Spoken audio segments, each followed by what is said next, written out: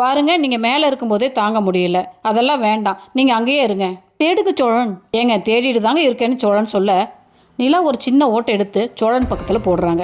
ஏங்க, என்னங்க என் மேலே ஓட்டை எடுத்து போட்டு கொல்ல பார்க்குறீங்களா என்னன்னு சோழன் கதற. பேசிகிட்டே இருக்காதீங்க, டைம் வேஸ்ட் பண்ணாதீங்க, போய் தேடுங்கன்னு நிலா சோழனை அவுட்டுறாங்க. நிலா பண்ணுற அட்டகாசம் தாங்க முடியலைங்க.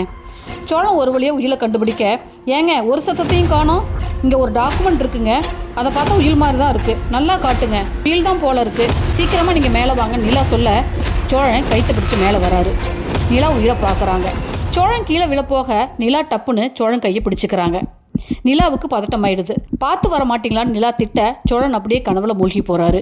நிலா சோழனை அதட்ட ஒரு வழியாக 2 பேரும் கீழே இறங்கி வராங்க. அப்போது சோழனோட பெரியப்பா ஒரு ஆளை கூட்டிகிட்டு கேட்டை திறக்கிறாரு.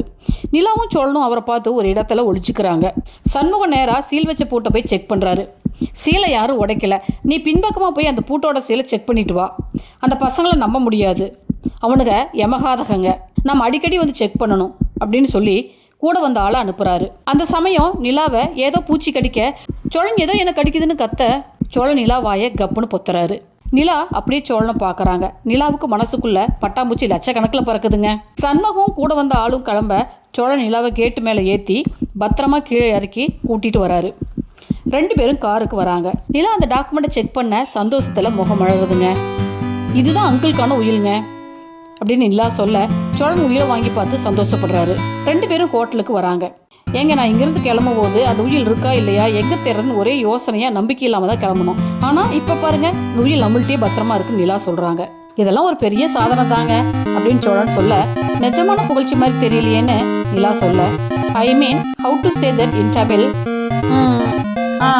புகழ்ச்சி. புகழ்ச்சி அதாங்க அப்படி சொன்னேன். தூய தமிழா எனக்கு தெரியாதுங்க. தெரியாதுன்னு அப்புறம் ஏன் யூஸ் பண்ணுறீங்க? நீங்கள் திருத்துவீங்க, அதை வச்சு நான் கற்றுக்கலாம்னு தான். ஏங்க நீங்கள் வேறன்னு சோழன் சொல்கிறாரு. நிலா தன்னோட ரூமுக்கு போக, ஏங்க நான் வேணா இந்த ரூம்லேயே இங்கே கூட தங்கிக்குவா, உங்களுக்கு தேவையான எல்லா ஹெல்ப்பும் பண்ணுவாங்கன்னு சோழன் வழிய நிலா உள்ளே போய் கதவை சாத்துறாங்க. உயிரை பத்திரமா வச்சுட்டு நிலா படுக்க போக, அப்போ சோழன் பேசுகிற சத்தம் கேட்டு வெளியே வர, சோழன் படிக்கட்டில் காலை நீட்டி போட்டு தூங்க முயற்சி பண்ணுறாரு. சோழனை போய் நிலா எழுப்ப, ஐயோ பேய் அப்படின்னு கத்திட்டு எழ, ஏங்க என்னை பார்த்தா பேயாட்டமாக இருக்கு நிலா திட்டிட்டு சோழனை உள்ளே வந்து படுக்க சொல்கிறாங்க. நிலா ஒரு போர்வையும் தலகாணியும் சோழனுக்கு தர, சோழன் பாவமா தரையில போர்வை விரிச்சு விட்டு படுக்கிறாருங்க. நிலாவுக்கு சோழன் தன்னை பார்க்குற மாதிரி உணர்வு ஏற்பட, சோழனும் நிலாவை பார்க்க, நிலா விசுன்னு கத்த, இதை பாருங்க, நான் பொறுக்கையெல்லாம் ஒன்றும் கிடையாதுங்க, இடம் கொடுக்குற மாதிரி கொடுத்துட்டு நான் ஏதோ உங்களை பண்ணிடுவேன் திரும்பி திரும்பி பார்க்கறதுலாம் டூ மச்சா இருக்குதுங்க. சரி சரி, சாரி, சும்மா தான் திரும்பி பார்த்தேன், இனிமே பார்க்கல.